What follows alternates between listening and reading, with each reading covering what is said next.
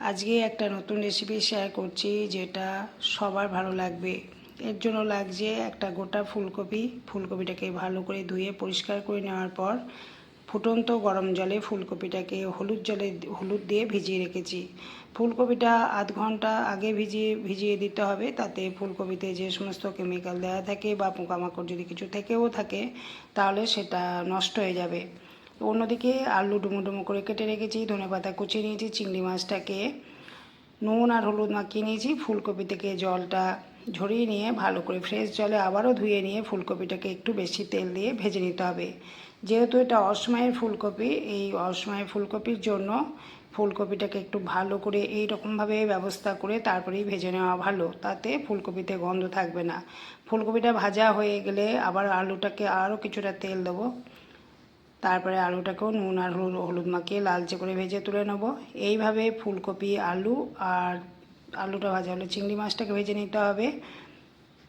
অন্যদিকে আলুটা ভাজতে দিয়ে একটা মশলা তৈরি করে নেবো। প্রথম দিকে আমি দেখিয়ে দিয়েছিলাম মিক্সি জারের মধ্যে আদা রসুন কাঁচা লঙ্কার পেঁয়াজটা ছিল, ওই মশলাটাকে চিংড়ি মাছ ভাজতে ভাজতে বেটে নিচ্ছি। এইভাবে আজকে রেসিপিটা তৈরি করেছি। রেসিপিটা সত্যি খুবই সুন্দর হয়েছে। যদি রেসিপি পছন্দ হয় ভিডিও শেষে একটা লাইক এবং কমেন্ট করবে। যারা চ্যানেলে নিয়মিত দর্শক তাদেরকে অসংখ্য ধন্যবাদ আমার চ্যানেলটিকে এইভাবে এগিয়ে নিয়ে যাওয়ার জন্য। চিংড়ি মাছটাকে খুব ভালো করে ভেজে নিয়েছি। এবার এটা একটা ছোট পাত্রে তুলে নিতে হবে।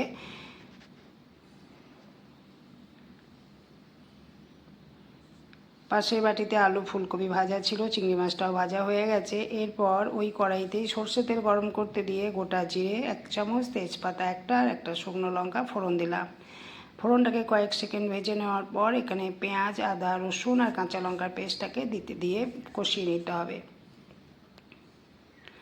মশলা তো যতক্ষণ কষাবে ততই রান্নার টেস্ট ভালো আসবে, এটা সবাই জানো। মশলা থেকে যতক্ষণ কাঁচা গন্ধ না যাবে ততক্ষণ অবধি মশলাটাকে মিডিয়াম আছে একটু সময় ধরে কষিয়ে নেব।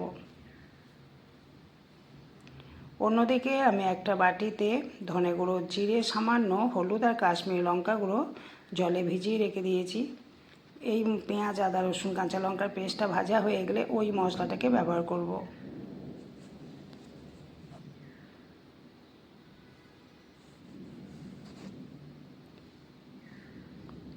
যেহেতু পেঁয়াজ বাটা আছে আদা রসুনের সাথে, সেই জন্য মশলাটা একটু ভাজতে সময় লাগবে। একটু সময় ধরে ধৈর্য নিয়ে মশলাটাকে কষিয়ে নিতে হবে। আর এই সময় আমি এখানে 1 চামচ ঘি ব্যবহার করছি। পুরোপুরি 1 চামচ দিচ্ছি না, 1 চামচ একটু কম। এই সময় ঘিটাকে দিয়ে আবারও পেঁয়াজের সাথে কষিয়ে নেব।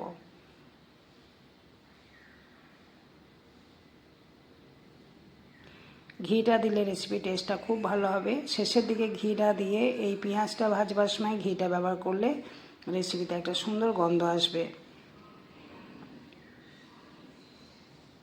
আজকের রেসিপিটা ভাতের সাথে তো খুবই ভালো লাগবে, এছাড়া রুটি বা পরোটার সাথে ডিনারে খেতে পারো, খুব ভালো লাগবে। রেসিপিটা সত্যিকারই খুবই ভালো হয়েছে। ভিডিওটা পুরো দেখবে, স্কিপ করো না।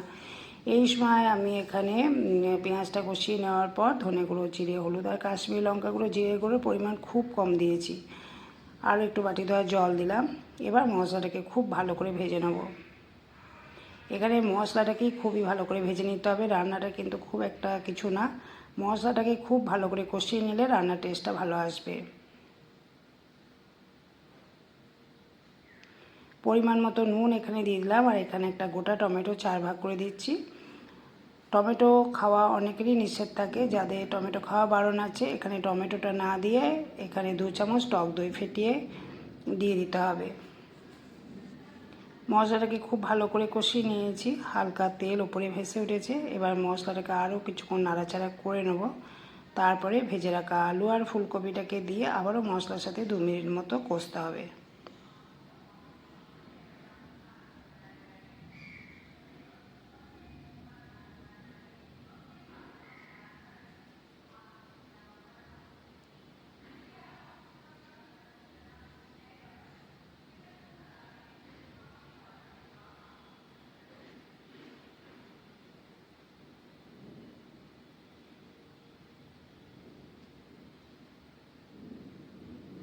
মশলাটাকে খুব ভালো করে কষিয়ে নেওয়ার পর এখানে ভেজে রাখা আলু আর ফুলকপিটাকে দিলাম।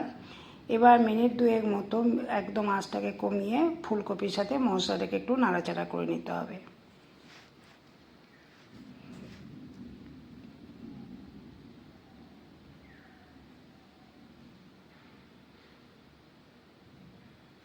যে বাটিতে ভেজে রাখা আলু আর ফুলকপিটা ছিল সেই বাটির মধ্যে আমি একটু জল দিয়ে এখানে সেই জলটাই ব্যবহার করব। জলটা নর্মাল জলে দিচ্ছি, কিন্তু যেহেতু আলু আর ফুলকপিটা একটা বাটিতে রাখা ছিল তার মধ্যে যে তেলটুকু রয়ে গেছে সেই জন্য ওই বাটিতেই জলটাকে দিয়ে ওই জলটা আমি দিচ্ছি রেসিপিতে।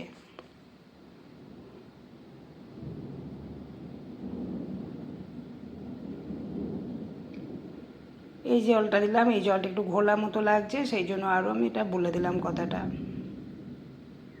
তাতে ভেজে রাখা তেলটাও এই রেসিপিতেই গেল, তেলটা নষ্ট হলো না। এরপরে আমি পরিমাণ মতো চিনি দেবো। চিনি অবশ্যই দিতে হবে টেস্টের ব্যালেন্সের জন্য। এখানে 1 চামচ চিনি দিলাম, আর বেশ কিছুটা পরিমাণে কাঁচা কুচিয়ে রাখা ধনেপাতাটাকে দিতে হবে। গ্রেভিটা একটু ফুট ধরলেই মাছটাকে দিয়ে আরও মিনিট 10 রান্না হতে দেবো, যতক্ষণ না আলুটা ভালোভাবে সিদ্ধ না হচ্ছে। আলুটা সিদ্ধ হওয়া পর্যন্ত অপেক্ষা করতে হবে। চিংড়ি মাছটাকেও এই পর্যায়ে দিয়ে ভালো করে ঢেকে 10 মিনিট রান্না করব। সব কিছু সিদ্ধ হলে আমি আবার ফিরে আসছি।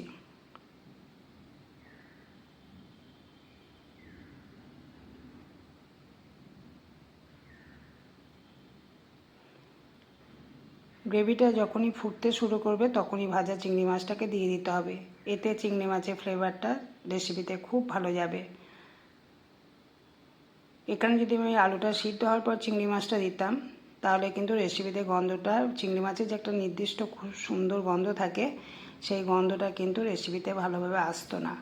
আমি কিন্তু এখানে জলটা যেই ফুটতে শুরু করেছে সেই সময় চিংড়ি মাছটাকে দিয়ে ঢাকা দিয়ে রান্না হতে দেবো। রান্না হতে সময় লেগেছে আরও 10 মিনিট। এটা ঢাকা দিয়ে মিডিয়াম আছে আমি ফুটতে দেবো। রান্না একদমই কমপ্লিট। গ্রেভিটা অনেকটাই কমে এসছে। নামানোর পর আমি কাঁচা লঙ্কা কুচি কুচি করে ওপরে